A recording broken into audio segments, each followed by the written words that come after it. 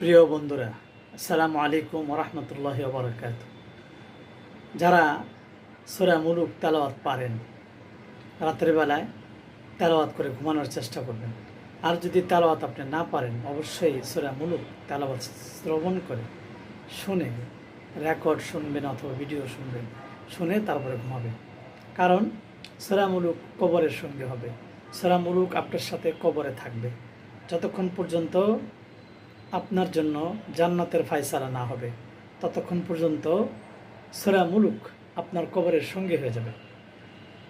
29 সিবারার প্রথম সূরা, বিসমিল্লাহির রহমানির রহিম। তাবারাকাল্লাযী বিয়াদিহিল মুলক ওয়া হুয়া আলা কুল্লি শাইইন কাদির আল্লাযী খালাকাল মাউতা ওয়াল হায়াতা লিয়াবলুয়াকুম আইয়ুকুম আহসানু আমালা ওয়া হুয়াল আজিজুল গফুর। এই সূরাটি আপনি রাতে ঘুমানোর আগে তেলাওয়াত শুনে তারপরে ঘুমাবেন।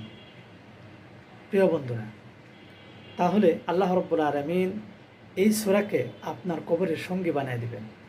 আপনার সাথে কবরে থাকবে, আপনাকে পাহারা দিবে, কোনো দিক থেকে আযাব আসবে না কবরে।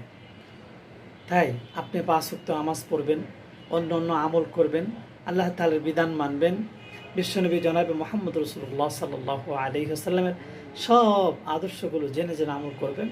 আল্লাহ তাআলা আপনাকে জান্নাত দিবে।